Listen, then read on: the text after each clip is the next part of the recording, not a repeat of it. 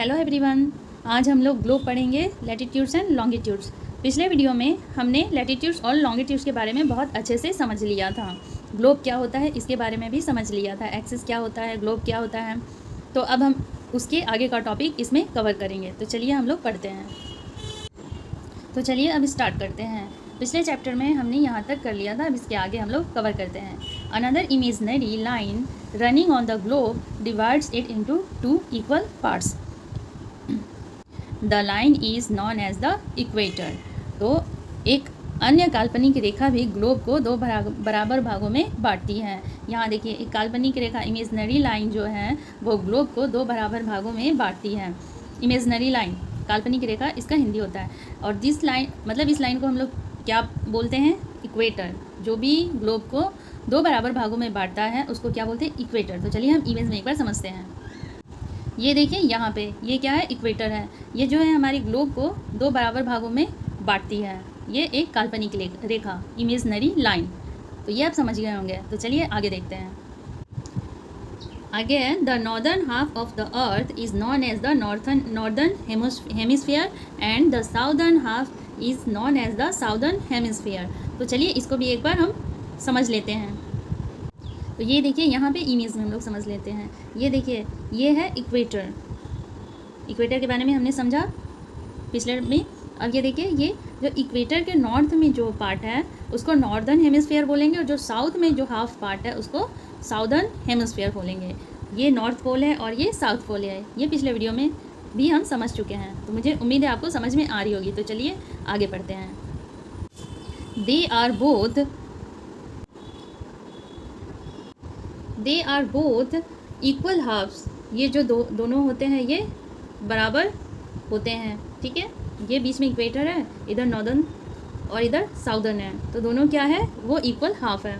Therefore, the equator is an imaginary circular line and is a very important reference point to locate places on the earth. All parallel circles from the equator up to the poles are called parallels of latitudes. Latitudes are measured in degrees. जो ये latitudes हैं, ये जो line है, ये वाली latitudes line, वो क्या है? वो मेज़र होती है डिग्रीज़ में। ये देखिए यहाँ 20 डिग्री नॉर्दर्न, 40 डिग्री, 60 डिग्री, इस तरह से ये क्या है? डिग्री में मेज़र होती हैं। नीचे वाला साउदर्न वाला है एरिया। तो चलिए अब आगे देखते हैं। ये तो आप लोग समझ गए, ये डिग्री में इसका मेज़र होता है, और ये इक्वेटर जो है दोनों को हाफ पार्ट में डिवाइड करता है। अब चलिए आगे देखते हैं।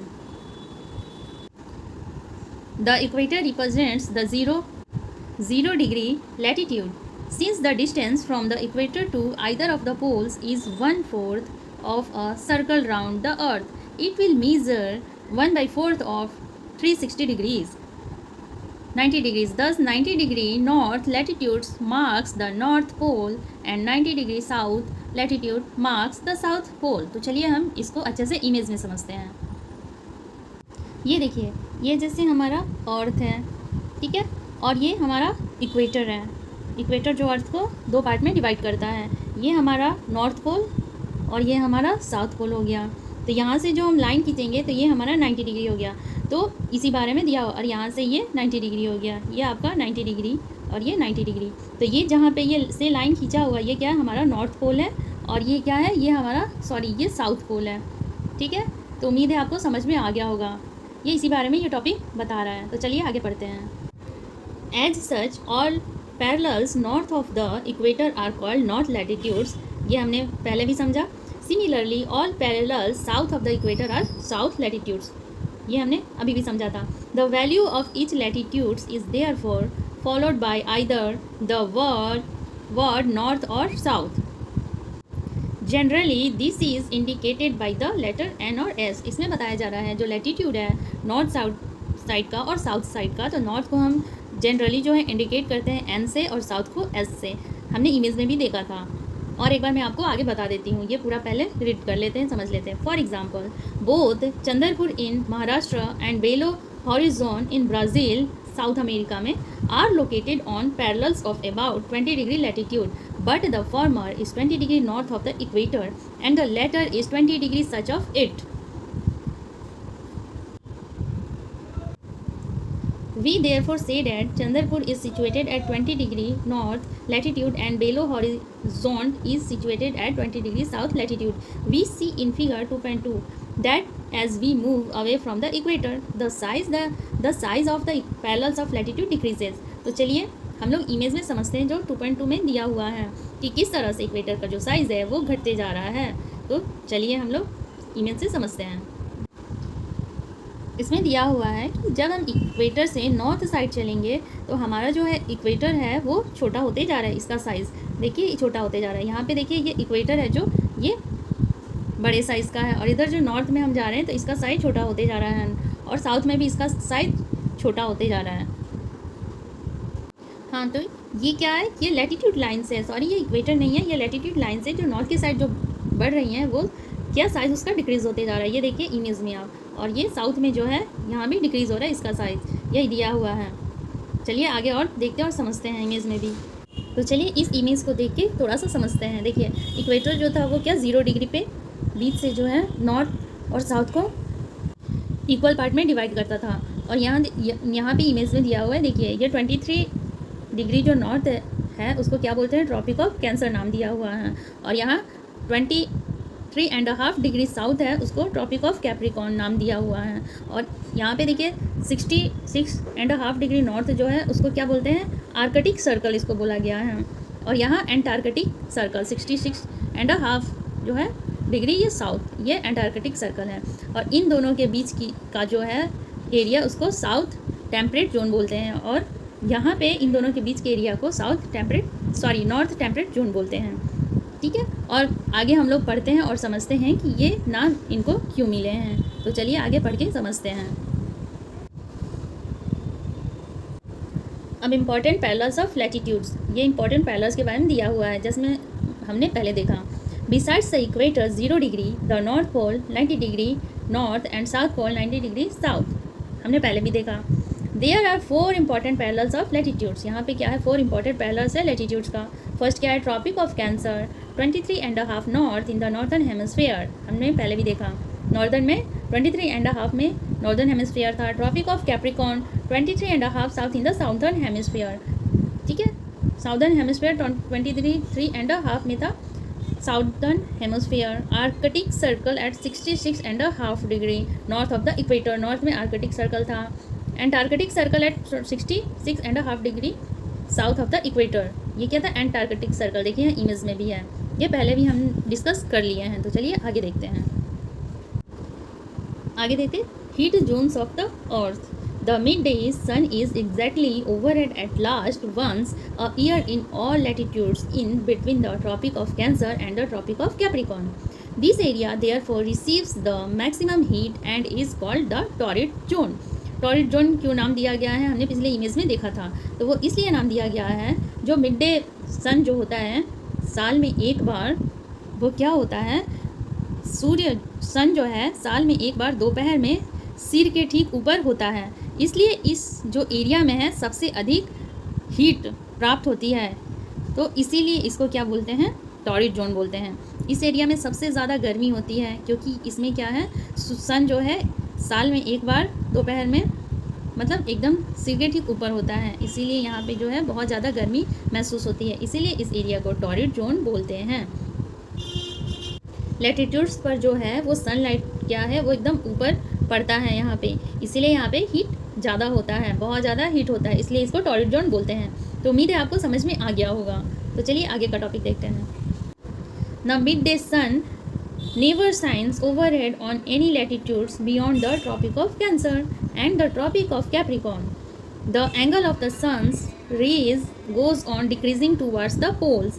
As such, the areas bounded by the Tropic of Cancer and the Arctic Circle in the northern hemisphere and the Tropic of Capricorn and the Antarctic Circle in the southern hemisphere have moderate temperatures. There are therefore called temperate zone. तो इसलिए इसको temperate zone बोलते हैं क्योंकि, तो चलिए पहले हम लोग एक बार इमेज से टॉरिड जोन को समझते हैं। ठीक है, तो टॉरिड जोन क्या है, torch light falling on a straight surface is bright and cover a smaller area. ये देखिए, ये जो टॉर्च की लाइट है यहाँ जो सर्कल बनाया है वहाँ पे क्या पड़ रहा है, वहाँ पे बहुत ही ब्राइट पड़ रहा है और छोटे से एरिया को ये कवर कर रहा है, यहाँ इधर कवर नहीं कर पा रहा है। वैसे ही हमारा जो अर्थ था और ये इक्वेटर था, तो यहाँ पे क्या है, यहाँ पे जो सन का लाइट जो पड़ता है वो एकदम स्ट्रेट पड़ता है, इसीलिए यहाँ क्या है, टॉरिड जोन है। यहाँ पे गर्मी बहुत ज़्यादा होती है इस एरिया में, तो इसीलिए ये वाला क्या है, टॉरिड जोन है। और इधर पे उतनी नहीं पड़ती है, तो इसीलिए ये एरिया क्या है, टेम्परेट जोन में आता है। तो चलिए और एक इमेज से इसको और अच्छे से समझते हैं। अब इस इमेज से भी समझिए, देखिए कि यहाँ पे मान लीजिए ये सन है, ये हमारी अर्थ है, ये इक्वेटर है। तो यहाँ पे अर्थ है, तो इस तरह से जब लाइट पड़ेगी तो और जगह पे जब जिस तरह से अर्थ ये थोड़ा सा अगर टेढ़ा, अर्थ तो हमारा वैसे 23.5 डिग्री झुका हुआ है, तो इस तरह जब झुका हुआ है तो इस एरिया पे जो है लाइट वो फैल जा रही है। तो इस तरह से इस एरिया में कम गर्मी रहती है, और ये जो बीच वाले एरिया है, इक्वेटर वाले जो आसपास पोर्शन है, उसमें जो है गर्मी ज़्यादा महसूस होती है, तो इसलिए उसको टॉरिड जोन बोलते हैं। तो चलिए और एक इमेज से और अच्छे से समझते हैं। अब देखिए इस इमेज से आपकी सारी कन्फ्यूज़न दूर हो जाएगी। पिछले हमने 2 इमेज में बहुत अच्छे से समझा, और इसमें भी एक बार समझ लेते हैं। देखिए ये क्या है, ये इक्वेटर है। यहाँ पे हमने देखा सनलाइट जो है ये सीधे पड़ रही है, तो ये क्या है, यहाँ गर्मी बहुत ज़्यादा है, तो इसीलिए इसको टॉरिड जोन बोलते हैं। और यहाँ ये टेम्परेट जोन है। टेम्परेट जोन क्या है, वहाँ जो है जो गर्मी कम होती है, सन का जो है वो लाइट स्प्रेड हो जाता है, फैल जाता है यहाँ पे आने में, तो इसलिए ये क्या है, टेम्परेट जोन है। तो उम्मीद है आपको समझ में आ गया होगा। तो चलिए आगे बढ़ते हैं। तो चलिए अब हम लोग फ्रिजिड जोन को भी समझ लेते हैं। Areas lies between the Arctic Circle and the North Pole in the northern hemisphere and the Antarctic Circle and the South Pole in the southern hemisphere are very cold. It is because here the sun does not rise much above the horizon. Therefore, its rays are always slanting and provide less heat. They are therefore called frigid zones, very cold. तो चलिए इसको भी हम image से ही समझते हैं। Image से समझने से हमें बहुत अच्छे से समझ में आता है और कन्फ्यूज़न भी क्लियर हो जाता है। तो चलिए समझते हैं।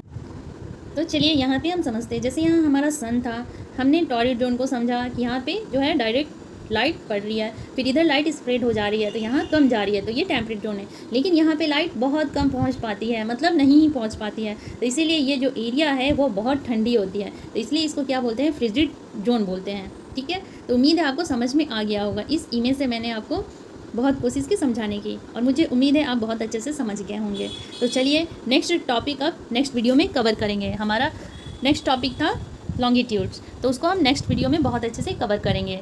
तो चलिए, अगर आपको ये वीडियो अच्छा लगा, पसंद आया, तो प्लीज़ लाइक कर दें और कमेंट सेक्शन में ज़रूर बताएं कि कैसा लगा।